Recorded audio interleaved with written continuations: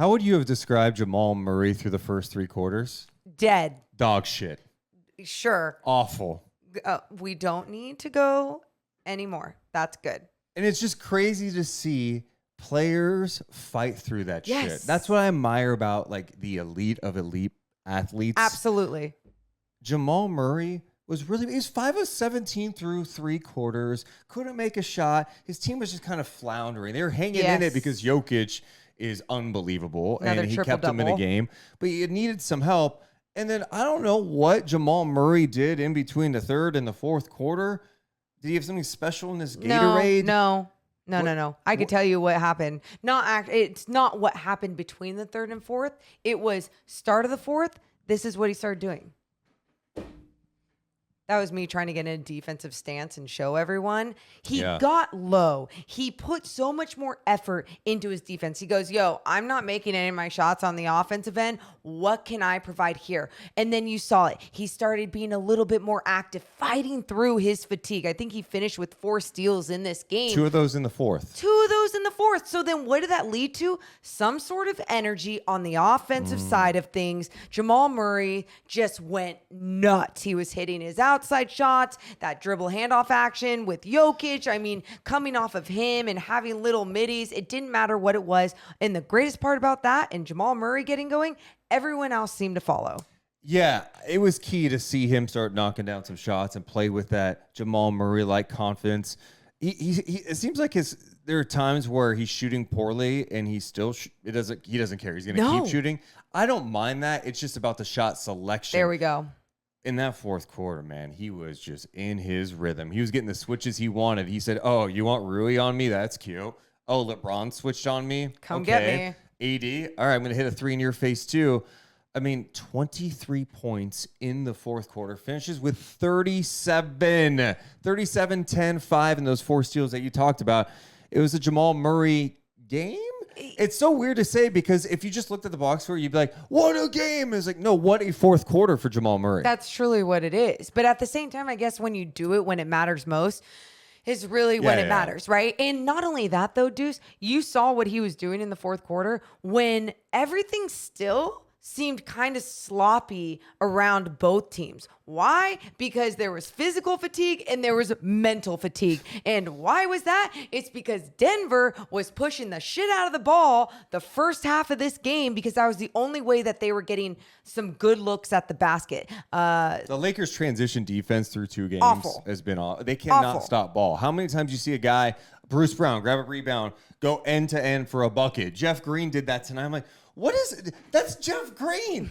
That's not LeBron James or Giannis coming down. What are we doing? Hey, be nice to Jeff Green. But then, let's give some love, though, to their half-court defense. Lakers, as soon as they were in that half-court defense is when they could shut things down. It didn't matter. They shoved LeBron on Jokic a few times. They had AD. They had Rui on Jokic. And all these things really seemed to screw with the flow of their offense, of Denver's offense.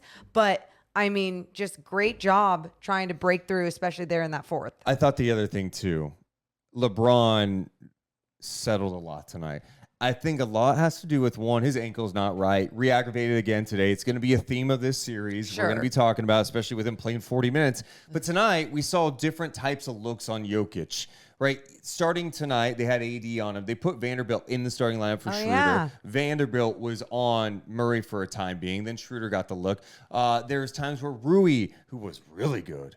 Rui was awesome. He was for large portions of the game. He was defending Jokic. Oof. And the second half, we saw LeBron doing it. So LeBron's busy trying to front Jokic.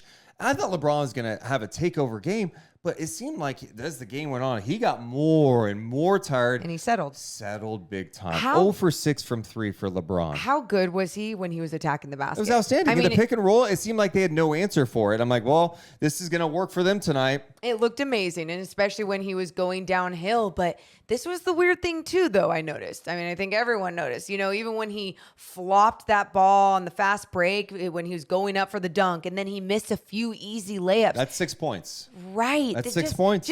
Just baskets he doesn't miss in big games. And you could tell that it was like all right, fatigued. There's something else different out there because this Denver team runs them up and down the floor. And on top of that, you already mentioned it, LeBron on Jokic for a little bit, how much energy that's got to take out of him on the defensive end as well. Yeah, so it's great that they had Rui Hachimura keeping them in this game. Yeah. He finished 8 for 10, 1 of 2 from three-point land, and 4 for 4 from the free throw line. I mean, just 21 points for him. 21 points efficient. For him. 22 points for Austin Reeves. I'm sure we all expected that when we were breaking down this Lakers team in September. Yeah. Rui was in Washington. Reeves, no one thought he was going to be a starting guy who's about to get a lot of money. Yeah. Rui's going to get paid too. Rui's had some really strong moments. And yeah, I think he's shown signs in the postseason being an effective shooter. He had some beautiful finishes. And I thought he was kind of key with them when they had success tonight. His ability to run the floor, attack the basket, seek out mismatches. I think sometimes when the Lakers have him out there with LeBron and AD and they're bigger, they're just bigger, and they're maybe going up against a smaller Nuggets lineup that's got like Bruce Brown out there and Murray and Porter and KCP. It's a smaller group where that size advantage, Rui's like, I'm going to take advantage of this. Yeah, I thought he played so smart tonight. Yeah. I mean, his shot selection, just what he made such a big impact. Well, interestingly enough, he's made a big impact on both games. Game 1 was the story of Rui Hachimura playing defense on Jokic, and then obviously Michael Malone didn't like. He didn't like all that talk. He's like, dude, it was 6 possessions or whatever it was. I think it was probably more than that, but he didn't. Malone, here's the thing about Michael Malone. Yeah. This guy has had a chip on his shoulder his entire career. It's never going away. No. They will win a championship at some point or something, and he'll still have a chip on his shoulder because he's even saying, hey, after game 1, all everyone was talking about was the Lakers, when Jokic had this historic performance and we won the game. Yeah. And I get that. And that's cool if you want to use that as fuel. And tonight, we should be talking more about the Nuggets. They're up 2-0 on the Lakers. Yep. They didn't play great tonight, but they closed great. And it's like Murray fighting through those early struggles. Jokic, can we spend some time on Jokic again?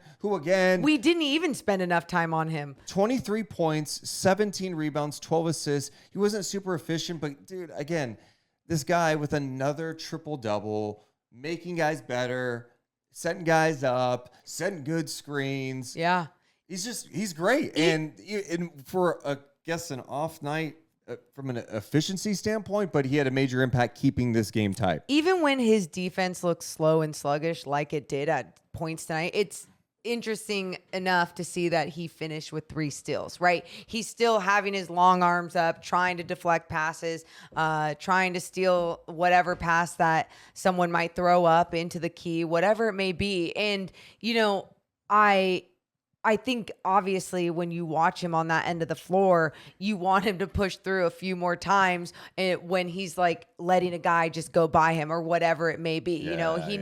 He needs extra help. And that's where at times you go, okay, you got to push through those moments. But at the same time, what he's able to produce on the offensive end, especially when his team needs it most, is incredible. And you saw throughout this game, he was the reason they stayed in this game. And that's why when I say when they need it most, they needed it when the Lakers were going on those runs early on and when they were making it a 10-point game. It was like Jokic was the only one that was creating for this squad. And what was crazy about this game is when they really started stepping up big time was when he went to the bench early fourth quarter. Yeah. They're down 1 at the 9:38 mark. LeBron and AD are still in the game. I was nervous about this. Okay, this could get out of control. How long is Malone going to wait? Well, he comes back in the game, and the Nuggets have a lead. They're up 5 at 87-82. So he comes in right away, scores, and it's like they were just flowing at that point. Murray was just feeling it.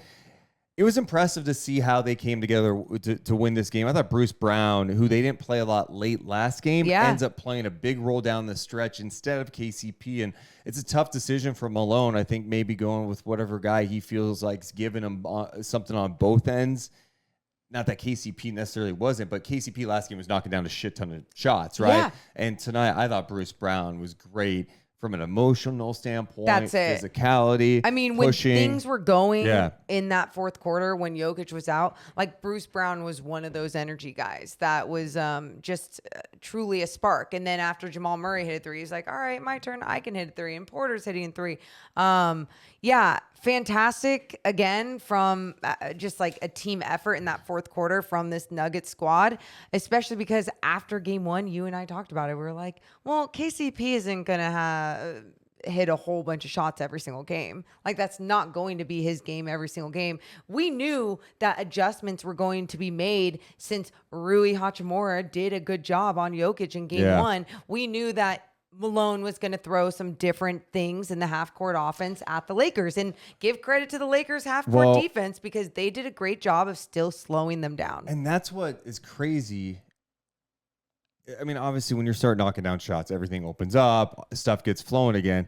But that half-court offense, it was clear Gordon not being in the dunker spot was a little weird for him. Yeah. And some of the matchups that the Lakers were throwing at the Nuggets was a little weird. And I felt like they started overthinking everything offensively. The ball was not moving around the same way because these guys are maybe getting the ball in a different spot. Yep. They're doing things that are kind of out of the norm. They started playing off Gordon. Well, that's what I was going to say, because it wasn't only that. It wasn't only like they weren't moving around the ball. It was like when Gordon was stretching the floor, AD was playing in drop coverage. And it was like, yo, Aaron, you got to look like a threat from right there, or you got to make a move and at least try and create something else to get people moving around, so then you can at least have someone relocate and kind of just move with you. And that just wasn't happening. Everyone seemed a little bit more stagnant. It just kind of froze everyone up.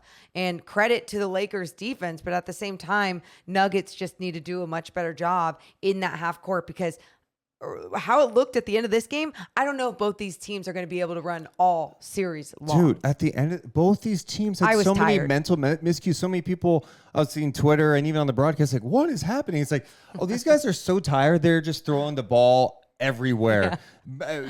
Defensive breakdowns. They have no idea. They're just like Porter lane violation. And I mean, there's one point where Murray, they're trying to inbound the ball to Murray, and Murray's just like, no, I can't. Schroeder's on. Just throw it to someone else. Give it to Brown. Yeah.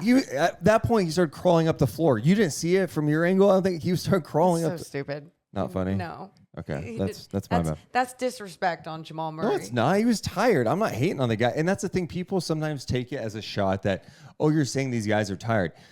We're talking about guys playing 40 minutes in Denver. Jamal Murray, who's just coming back off illness, but like playing at a fast pace, playing with more physicality than they do in the regular season. Like, you have to grind. It is kind of like just a mental fight with yourself. You just got 100%. The things you have to push through mentally. Yes. And on top of that, obviously it's just like on the biggest stage. I mean, we gave some love to this, but even LeBron James, when he's guarding Jokic, the amount of energy that is taking out of him. LeBron's getting fouled, and then he's like retying his shoes so he can catch every his time. breath. Genius. It's a genius veteran move. AD looked gassed. I'm telling you, it was a problem I saw in the Warriors series, pushing the pace against them.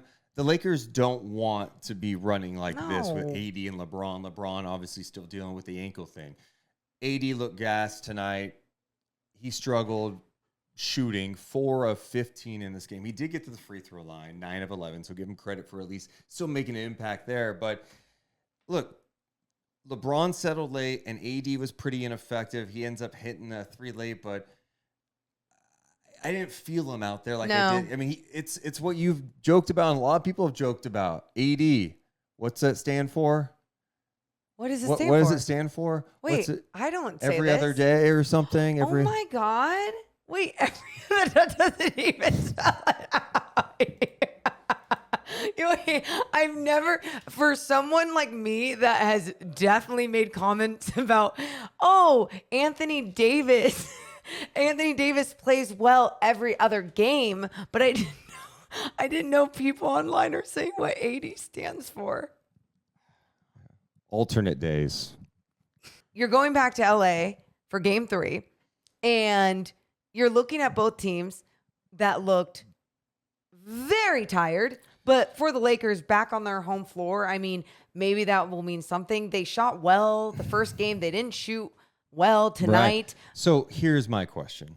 We talked last game. Oh, should they change the starting lineup? Maybe put Schroeder in there. This is drastic, and take D'Angelo Russell out, and then you put Rui in there.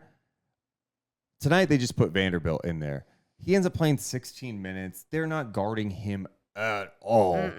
And Rui's knocking down a shot, playing hard. He's going to play. Schroeder has been really impactful defensively. Yes, he Do you think has. about making a switch? I think the thing that you think about going into game 3 in LA is like, D'Angelo Russell is due for one of those. Oh, D'Angelo Russell has 34 tonight. So annoying. He's on fire. You know what I mean? So yes. I don't know how drastic they will change things going into game number 3. I mean, look, Denver did what they're supposed to do. You're supposed to win on your home floor. So they did that. Do you think the series is over? Or No. Here's my concern about it. Oh, there's a concern. It's every other day. It is. It's every other day now, this series. And I don't know if AD and LeBron can keep up with this. LeBron's not healthy. That's the talk after the game. They're talking about his ankle again. They are talking about his ankle. He stepped on Anthony Davis's foot. He's great. And this look, one. we're talking about this, and he had 22 points, 10 assists, 9 rebounds, 4 steals, And when 2 he was blocks. attacking, he was I mean, amazing. yeah. But if he can't be as explosive, he's not going to be as impactful as this Lakers team needs him to be. Should I just get the bells ready? No, I'm not doing the bell thing. You're not saying rest in peace yet? No. Why? I honestly, I don't understand you. Why? Like you bring out the bells like I it's didn't an everyday say, thing. I was just saying. They're up 2-0. It's 2-0. Look, I think the Lakers are going to lose this series, but they're not going to roll over. They'll probably win game 3. Yeah. I hate making predictions, but if I had to predict one, yeah. Well, Game 3. Bring it on.